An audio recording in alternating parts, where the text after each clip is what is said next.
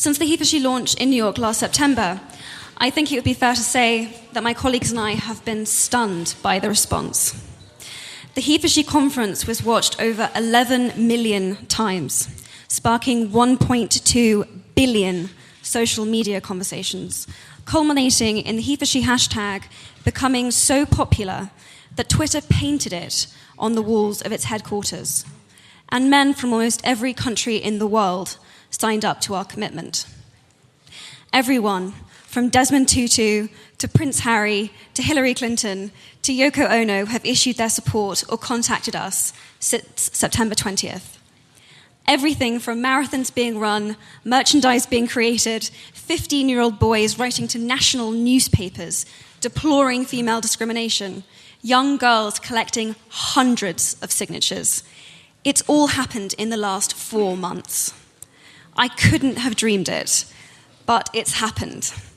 Thank you so much. Thank you so much for watching, and thank you so much for your support. So what is Impact 10 by 10 by 10?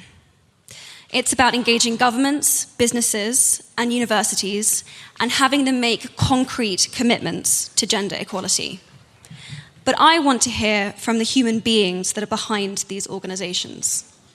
I spoke about some of my story in September. What are your stories? Girls, who have been your mentors? Parents, did you make sure you treated your children equally? If so, how have you done it? Husbands, have you been supporting your female partner privately so that she can fulfill her dreams too? Young men, have you spoken up in a conversation when a woman was casually degraded or dismissed? How did this affect you? How did this affect the woman you stepped up for? Businessmen, have you mentored, supported, or engaged women in leadership positions? Writers, have you challenged the language and imagery used to portray women in the media? CEOs, have you implemented the women's empowerment principles in your own company? What change have you seen? Are you someone that has been persuading men to become HeForShes and collecting their signatures for our website? How many have you got? We want to know. We want to hear from you. One of the biggest pieces of feedback I've had since my speech is that men and women want to help, but they aren't sure how best to do it. Men say they've signed the petition. What now? The truth is, the what now is down to you. What your HeForShe commitment will be is personal, and there is no best way. Everything is valid. Decide what your commitment is, make it public, and then please report back to us on your progress so that we can share your story.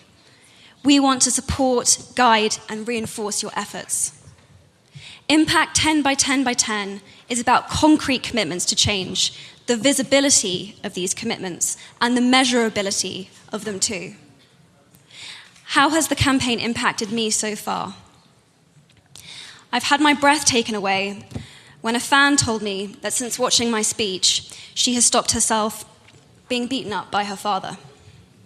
I've been stunned by the amount of men in my life that have contacted me since my speech to tell me to keep going, and that they want to make sure their daughters will still be alive to see a world where women have parity economically and politically. While I would love to claim that this campaign and the results of it are a result of my incredible speech writing skills, I know that it is not. It is because the ground is fertile.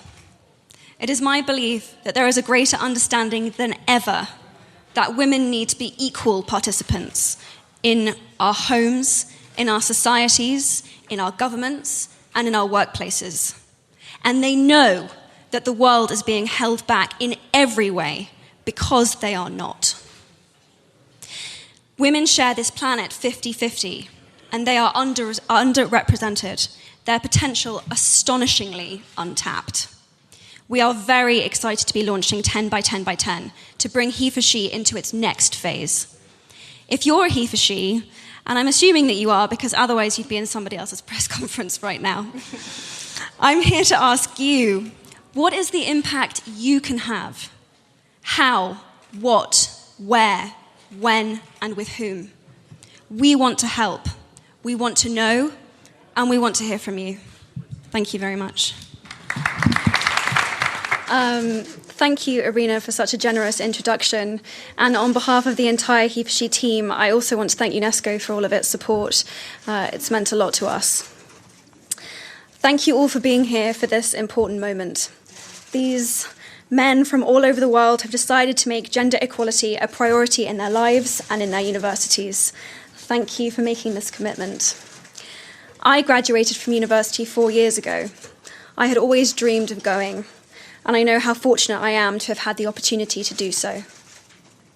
Brown became my home, my community, and I took the ideas and the experiences I had there into all of my social interactions, into my workplace, into my politics, into all aspects of my life. I know that my university experience shaped who I am.